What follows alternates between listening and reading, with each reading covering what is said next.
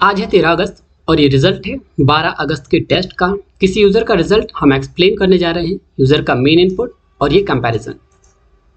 आप देख सकते हैं इसमें बहुत सारी गलतियां हैं। इसका रीज़न एक ये भी है कि ये टेस्ट थोड़ा सा बहुत कहें तो टफ था। इसकी शब्दावली जो है वो थोड़ी सी विचित्र है और संभवतः हम दैनिक जीवन में ऐसी शब्दावली का प्रयोग नहीं देखते, या अन्य डिक्टेशनों की अपेक्षा ये पैराग्राफ बहुत ज़्यादा उच्च कोटि के शब्दों से बना हुआ था। ठीक है, सो स्टार्ट करते हैं।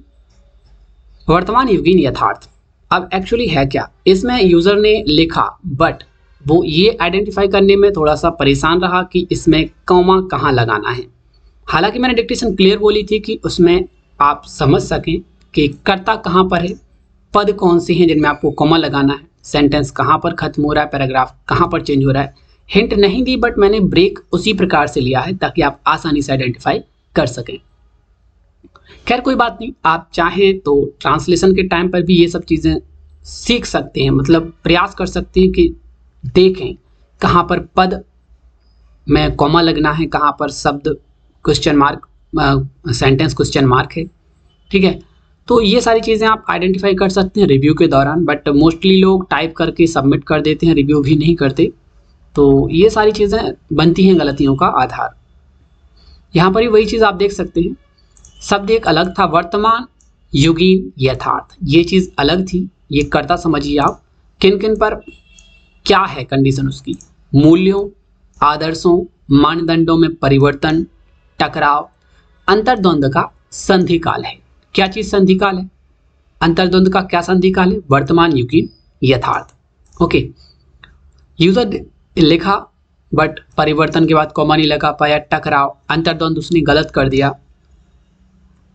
तो कहीं ना कहीं ये भी दर्शित होता है कि यूज़र शायद इन शब्दों से परिचित नहीं है, और परिचित तो हम तभी होते हैं किसी से जब हम उससे मिलते हैं, और मिलने का मतलब यहाँ पर पढ़ने से है।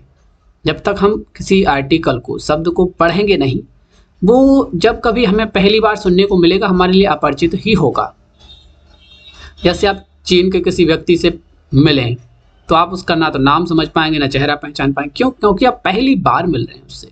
सेम कंडीशन यहाँ पर है, जब तक आप इन शब्दों को कभी पढ़ेंगे नहीं तो वो आपकी लाइफ में पहली बार ही आएंगे, और जब पहली बार आते हैं तो फिर विचित्र ही लगते हैं।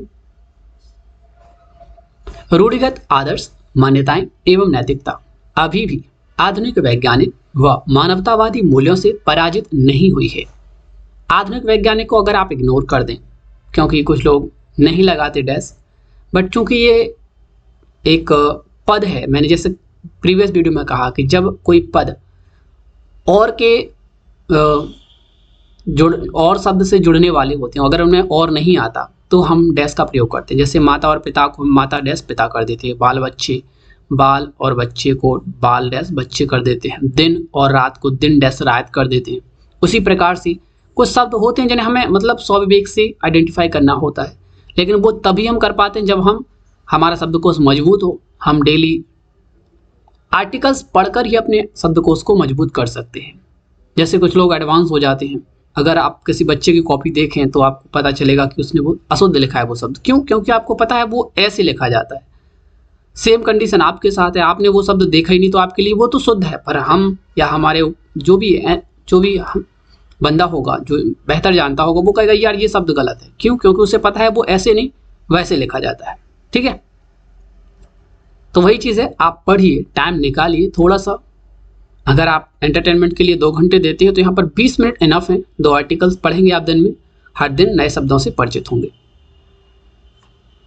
अस्तु बौद्धिक मीमांसा। ठीक है, मीमांसा का मतलब होता है एक विचारधारा, वर्णन जो कोई व्यक्ति व्यक्त करे। बेसिकली मीमांसा का प्रयोग होता है दार्शनिक या फिर धार्मिक प्रवृत्ति के वर्णन में। ठीक है, अस्तु बौद्धिक मीमांसा आधुनिक जीवन का मार्गदर्शक ढूंढने को व्यग्र है। मीमांसा बता ही दिया आपने, मीमांसा कर दिया क्योंकि आपने शायद मीमांसा सुना नहीं। उसके बाद व्यग्र, व्यग्र का मतलब होता है व्याकुल होना, प्रतीक्षारत होना, उसके लिए तत्परता से डटे रहना। ठीक है, तो व्यग्र भी आपने शायद नहीं सुना होगा, इस वजह से आपने व्यग्र को व्यर्ग कर दिया। ठीक है, यह प्रश्न समीचीन हो उठता है। समीचीन का बेसिकली मतलब है जरूरी, उचित, ठीक है, ठीक, वाजिब। यह प्रश्न जरूरी हो जाता है, क्या वाकई रूढ़िगत नैतिकता आधुनिक जीवन मूल्यों से असंगत है? अब चूंकि क्वेश्चन था तो यहाँ पर फुल स्टॉप के बजाय क्वेश्चन मार्क आना था, बट आपने नहीं किया तो हाफ एरर हो गई आपकी। वाकई को भी आपने वाक्य कर दिया। वाकई मतलब रियली, एक्चुअली, रियल, वास्तव में ऐसा है क्या, ठीक है। तो वाकई का मतलब वास्तव में से है, ठीक है। क्या रूढ़िगत नैतिकता का युग समाप्त हो चुका है और इसके पास वर्तमान आधुनिक युग को देने के लिए जीवन शक्ति नहीं बची है? तो ये जो पैराग्राफ था पूरा का पूरा वो क्वेश्चन के ऊपर था, मतलब पूछा जा रहा है कि क्या ऐसा हो गया है, क्या ये असंगत है, क्या उसका युग समाप्त हो गया, कि उसके पास जीवन शक्ति नहीं बची है? तो सभी में क्वेश्चन मार्क था, यूजर ने नहीं लगाया, पैरा भी चेंज नहीं किया यहाँ पे, ठीक है। इस प्रश्न के उत्तर के क्रम में वह आयामी मीमांसा के बिंदु उभर कर सामने आते हैं। उभर कर को हम इग्नोर कर सकते हैं क्योंकि कुछ लोग कनेक्ट करके लिखते हैं, कुछ लोग ब्रेक करके लिखते हैं। यह यथार्थ है कि आधुनिक जीवन आधुनिक विचारों डैश नैतिकता को मार्गदर्शक मानता है, ठीक है। वही चीज यहाँ पर है, आधुनिक वैज्ञानिक की तरह आधुनिक विचारों और आधुनिक नैतिकता, इनको हमने आधुनिक विचारों डैश नैतिकता कर दिया, ठीक है। सो आपने नहीं लगाया तो वो आपका एरर यहाँ पे शो हुआ है कि software data exact data match करता है, जहाँ भी चेंजेस हुए वो आपको हाईलाइट कर देगा, यार ये मैच नहीं हो रहा, ये कुछ और ही है, ठीक है। आधुनिक जीवन की अधिकांश धाराएं रूढ़िगत नैतिकता को व्यवधान स्वरूप महसूस करती हैं।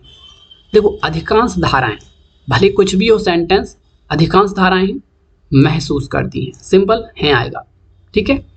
और मीमांसा तो आप सभी जगह गलत कर ही रहे हो।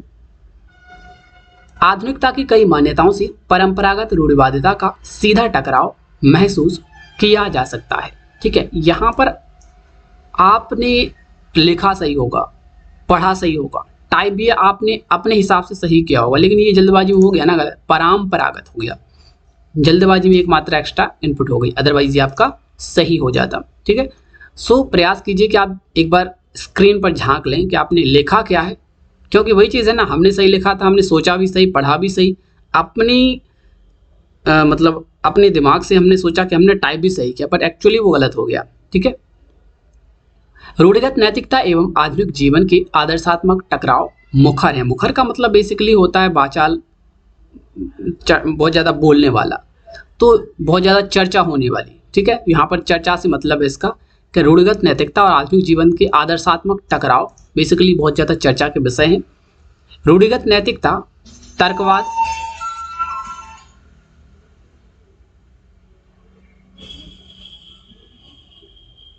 रूढ़िगत नैतिकता तर्कवाद, समता, न्याय, गरिमा, मानवतावाद को कई स्वरूप में सर्वोच्च प्राथमिकता प्रदान नहीं करती है, ठीक है।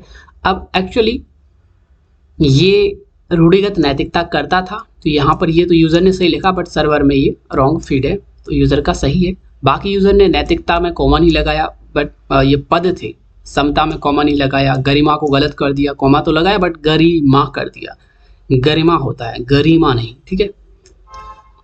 इसके विपरीत आधुनिक जीवन तर्क, न्याय, लोकतंत्र, गरिमा को सर्वोच्च जीवन मूल्यों के रूप में प्रतिष्ठित मतलब स्थापित करता है, ठीक है। प्रतिष्ठित कोई वर्ड नहीं होता, ये रॉन्ग है, यहाँ पर कॉमा नहीं लगा, यहाँ पर वही चीज़ है, गरिमा आपने फिर से रॉन्ग लिखा। विशेषाधिकार, भेदभाव, हिंसा परंपरागत नैतिकता की स्वीकृत मूल्य रहे हैं, जिसे कई बार धर्म व लोकाचार द्वारा समर्थन प्राप्त होता रहा है, जबकि आधुनिक मूल्य मानवीय गरिमा के प्रश्न पर धर्म, सामाजिक लोकाचार के प्रत्येक निर्देश के प्रति विद्रोही भाव रखता है। अब ये भी वही चीज़ है, कुछ लोग कृतिदेव 10 में टाइप करते हैं, कुछ लोग 16 में, कुछ लोग किसी और में, तो ये भी मतलब कुछ शिफ्ट के साथ ये सा बनाने का प्रयास करते हैं, कुछ लोग नॉर्मली, तो हैबिट ऐसी पड़ जाती है कि वो हम देखते भी नहीं है कि हमने लिखा क्या है, क्या वो सही सा बना या गलत। बेसिकली आप निर्देश से परिचित होंगे, पर ये यकीनन जल्दबाजी में बनाया गया शब्द है, इसको आपने रिव्यू भी नहीं किया, तो एक बार देख लिया करिए, ठीक है। गरिमा तो आप सभी जगह गलत कर ही रहे। लैंगिक न्याय को विशेष संदर्भ में अगर विश्लेषित करें तो रूढ़िगत नैतिकता महिला के प्रति गैर बराबरी, पितृसत्तात्मक भेदभाव, हिंसा को बहुधा न्यायोचित ठहराता है, ठीक है। अब गैर बराबरी मोस्टली, गैर शब्द अगर कहीं होता है तो उसके साथ हम डैश ही देखते हैं, गैर कुछ भी हो, फिलहाल मुझे एग्जाम्पल याद नहीं आ रहा है, गैर न्यायिक, ठीक है, एनीथिंग जहां भी होता है गैर शब्द जो लगा होता है बेसिकली उसके बाद अगला शब्द डैश के साथ ही जुड़ा होता है। मोस्टली आप देखें कहीं भी इंटरनेट पे या फिर किसी भी बुक वगैरह में, इसी वजह से आपसे कहूँगा कि आप डैश लगाना शुरू कर दें। पितृसत्तात्मक बेसिकली एक ही वर्ड है, पितृसत्ता, ठीक है, मेन शब्द है पितृसत्ता, उसमें मक आत्मक शब्द जुड़ गया है, ठीक है, तो वो पूरा एक ही वर्ड है, इस वजह से इसको ब्रेक करने की आवश्यकता नहीं है। और ये चूंकि आप समझ ही नहीं पा रहे हैं कि पद कहाँ पे अलग हो रहा है, इसलिए आप कॉमा लगा ही नहीं पा रहे। और जब ऐसी कंडीशन हो तब ये जरूरी हो जाता है कि आप सेंटेंस को भले आपने टाइप कर लिया, एक बार पढ़ें, समझें कि क्या वाकई में उसमें एक से अधिक पद हैं और यदि हैं तो वो कौन कौन से हैं, ताकि उन्हें कॉमा लगाकर अलग अलग किया जा सके। सबरीमाला मंदिर प्रवेश पर निर्णय देते समय सुप्रीम कोर्ट ने परंपरागत मूल्यों पर संवैधानिक मूल्यों को वरीयता प्रदान की। अब इसमें क्या गलती की आपने, सिंपल सी एक गलती, ऊपर तो आपने एक्स्ट्रा माँ लगा दी थी, मतलब एक्स्ट्रा मात्रा लगा दी थी, तो यहाँ पर सिंपल रा पे जो मात्रा थी वो आपने एक पहले लगा दी। ये सब जल्दबाजी का काम है, आपने देख सकते हैं सबरीमाला बेसिकली एक वर्ड है तो इसे एक ही रखें, ठीक है।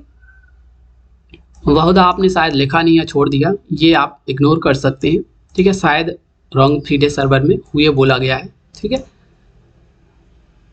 आज के युग में स्त्रियों पर पारिवारिक सीमाएं आरोपण, अबला स्वरूप में रूपांकन जैसी परंपरागत छवि आधुनिकता से असम्मत है, ठीक है। अबला मतलब कमजोर, आरोपण मतलब लगाना, सीमाएं उन पे फिक्स करना, निर्धारित करना, ठीक है, पारिवारिक सीमाएं कि आप ये नहीं कर सकते वो नहीं कर सकते।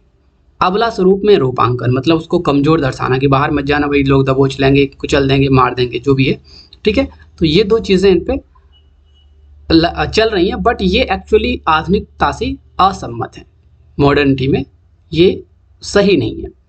अब सम्मत नहीं होता, असम्मत मतलब, सम्मत मतलब होता है उसके अकॉर्डिंग और असम्मत मतलब उसके विपरीत, ठीक है।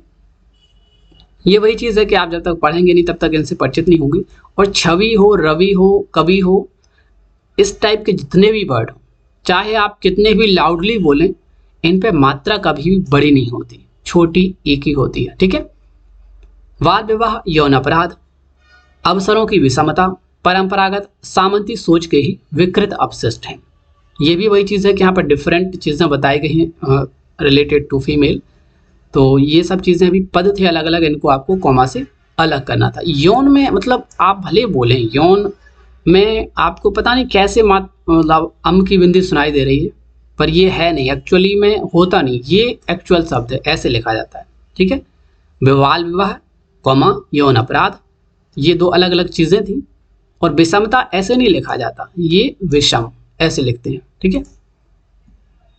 परंपरागत नैतिकता ने जातीय सोपानीकरण, वही चीज यहां पर कर दिया आपने, सोपानीकरण नहीं होता, सौंपना एक अलग चीज है, सोपान एक अलग चीज है। सोपान का मतलब आप समझ सकते हैं एक सीढ़ी, ठीक है,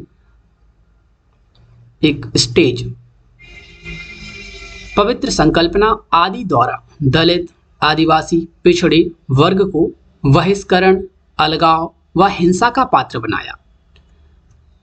समाज में विकास की धारा कुपोषित हो गई। आधुनिकता नैतिकता ने गरिमा व न्याय की कसौटी पर सभी विपरीत मूल्यों को ध्वस्त किया। यहाँ पर की आएगा, यूजर सर्वर में रॉन्ग फीड है, आपका की सही है, क्योंकि कसौटी बेसिकली फीमेल वर्ड है और उसके लिए उसके पहले की आएगा। जैसे कहते हैं ना राम की कार, क्योंकि कार एक फीमेल वर्ड है तो राम की आएगा, ठीक है। अब अगर वहीं पर कहें कि राम के खाते में 30 लाख हैं, तो खाता क्या है, पुल्लिंग वर्ड है, इस वजह से राम के खाते आया। अगर हम कहें राम की खाते में तो वो रॉन्ग होगा, क्यों, खाते से वो की जुड़ा हुआ है, ओके। यहां पर वही चीज है आपका क्लियर कि आप समझ नहीं पाए ब्रेक कहाँ करना है। यहाँ पर गरिमा अगेन गलत है। डॉक्टर आप ऐसे लिखें ऐसे लिखें, एक ही बात है, आप इसे इग्नोर कर सकते हैं। कि संवैधानिक मूल्यों की स्थापना, ये वही चीज़ है, स्थापना बेसिकली फीमेल वर्ड है तो यहाँ पर की आना चाहिए, ठीक है। लेकिन यहाँ इस कंडीशन में मूल्यों से भी ये प्रभावित हो सकता है, डॉक्टर अंबेडकर के मूल्यों की स्थापना। ठीक है, सो ऐसी कंडीशन में मैंने पहले भी वीडियो में कहा है, कई बार ऐसी स्थिति निर्मित होती है जब हमें लगता है के और की, गया और गए, गई, सब कुछ हमें सही लगता है। तो उस कंडीशन में हमारा ये काम है कि ऐसे शब्द होने पर डिक्टेशन लिखते समय ही हम मात्राओं का प्रयोग कर दें, उससे हम लिप्यंतरण के समय आसानी से उसे आइडेंटिफाई कर सकते हैं।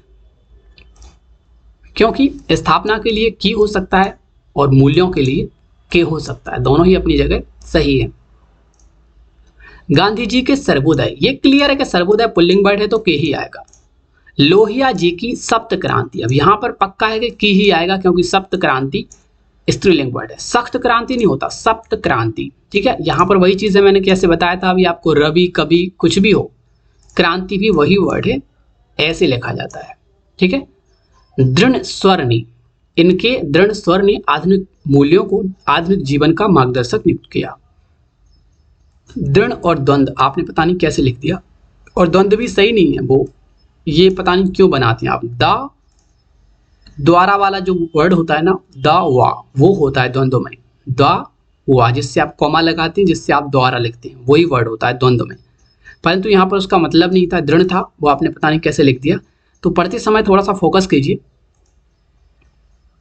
आज जब ऊना जन विरोध, रोहित बेमुला प्रतिरोध, ये एक शब्द हैं, अगर आप इनको नहीं सही कर पाते हैं तो कोई बात नहीं, बट जन विरोध, प्रतिरोध, ये शब्द तो आपने कई बार सुने होंगे, इनको आप सही से लिख सकते हैं। पर कंडीशन क्या होती है, जैसे ही आप कोई नया शब्द सुनते हैं उसके आगे भले परिचित शब्द हो, उस नए शब्द के चक्कर में परिचित शब्दों की बलि चढ़ जाती है। ये होता है, मोस्टली होता है।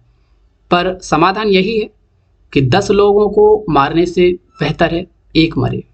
ठीक है, एक अपरिचित आया, उसे निकाल दो दिमाग में, रखो ही मत कि कुछ आप छूट गया, वो ये समझ लो कि जैसे लिखने में छूट गया वैसे दिमाग में भी वो रिकॉर्ड नहीं होना चाहिए, कुछ छूटा है, छूट गया, उसके अगला तो हमने पकड़ लिया, अगला शब्द पकड़ो। क्योंकि ऊना आप नहीं पकड़ पाए, जनविरोध तो आप पकड़ सकते थे, रोहित आपने पकड़ लिया, बेमुला आप नहीं पकड़ पाए तो आपने प्रतिरोध को भी दांव पर लगा दिया। ये गलत है। जो शब्द आप नहीं लिख पाए, अपरिचित था, जिस प्रकार से वो लिखने में छूट गया उस प्रकार से उसे दिमाग से भी निकाल ही दीजिए। ठीक है ना, एक ही तो गलती होगी। इस कंडीशन में क्या होता है, हमारी 2 गलतियां हो जाती हैं, हुई ना। ठीक है, तो आपने इसे लिखा बेमुला, बट प्रतिरोध जो सही लिख सकते थे आप, वो तो आपने गलत ही कर दिया। बेमुला आपने लिखा पर वो गलत ही था, और जो सही लिख सकते थे वो भी आपने गलत कर दिया। ठीक है, तो ऐसी कंडीशन, हालांकि ये इजी नहीं है, मतलब एक हैबिट है, कॉमन हैबिट है कि हम चाहते हैं कि हमसे गलतियां ना हो, पर हो जाती हैं। ये वही चीज़ है कि हम चाहते हैं कि हर शब्द हम पकड़ लें, लिख लें, बट जैसे ही नया शब्द आता है तो उसके चक्कर में 3-4 आगे के और छूट जाते हैं। तो इसको आप अभी से डेली जो प्रैक्टिस टेस्ट देते हैं आप अभी सुधार सकते हैं। कोई शब्द नया आया, कोई बात नहीं, उस शब्द को छोड़ो, अगले सारे शब्द पकड़ते चलो। ठीक है, तो इसके मूल में परंपरागत मूल्यों की अप्रासंगिकता ही है। ठीक है, की अप्रासंगिकता, क्यों? क्योंकि ये स्त्रीलिंग वर्ड है। प्रासंगिक मतलब उससे रिलेवेंट, अप्रासंगिक मतलब उसके डिफरेंट, मतलब उल्टा। परंपरागत नैतिकता द्वारा असमानता स्वाभाविक प्रक्रिया मानी गई। संपत्ति, अवसर, जीवन स्तर में व्यापक असमता को नजरअंदाज किया गया। जीवन स्तर एक शब्द लिखें, ब्रेक करके लिखें, आपकी चॉइस है, कोई बड़ी बात नहीं है। संपत्ति शब्द चूंकि आपने सही लिखा बट ये पद थे अलग अलग, तो कॉमा लगाना था आपको, इस वजह से आपका एरर हुआ। नजरअंदाज की वही कंडीशन है, ये अलग अलग नहीं लिखना चाहिए आपको। नजरअंदाज एक ही वर्ड है, भले हम उसको फ्लो में एक साथ नहीं बोलते नजरअंदाज। ठीक है, आपको लगता है कि नजर स्पेस अंदाज बोला गया, लेकिन एक्चुअली ये एक ही वर्ड है। ठीक है, अध्ययन द्वारा स्पष्ट है कि विश्व की 1% आबादी के पास 50% से अधिक संपत्ति संकेंद्रित है। गांव का किसान आज भी होरी के समान असमय मौत को प्राप्त कर रहा है। बेसिकली होली शब्द एक पर्व के रूप में होता है, और ये होरी शब्द है जो एक आम जनमानस की भाषा में कहते हैं होरी की तरह भुन गया, वो मतलब जल गया, निपट गया। ठीक है, तो होरी शब्द बेसिकली उसमें आता है वो। तो ये था आज का रिजल्ट। आपने देखा कि ये जो गलतियां हुई हैं बेसिकली हमारे अनभिज्ञता के कारण हुई हैं। तो आपका ये काम है कि आप हर दिन 2 आर्टिकल्स कम से कम रीड करें। हर फील्ड से जुड़े आर्टिकल्स आपको अपडेटेड मिलते हैं न्यूज़पेपर की साइट्स पर, क्योंकि हर दिन एक ही टॉपिक नहीं होता, हर दिन नए नए टॉपिक आते हैं, लोग उन पर अपने विचार व्यक्त करते हैं। तो इस प्रकार से अगर आप किसी भी एक न्यूज़पेपर को ही पकड़ लें और इसका डेली एक आर्टिकल भी पढ़ें, तो आप हर दिन अलग अलग टॉपिक से जुड़े शब्दों को न केवल सीखेंगे, वरन हो सकता है वो आपके लिए उपयोगी भी हो, उनके आउटलाइन बनाने से आपको लाभ मिले। अगर कुछ नहीं होगा तो कम से कम आपकी व्याकरण तो सही होगी, और ये जो गलतियाँ आप देखते हैं वो बिल्कुल नहीं होगी। तो उम्मीद करते हैं जो गलतियाँ इसमें बताई गई हैं उन्हें आप कम करने का प्रयास करेंगे और नेक्स्ट टाइम इन गलतियों को कम से कम नहीं दोहराएंगे। मिलते हैं फिर एक नए वीडियो में।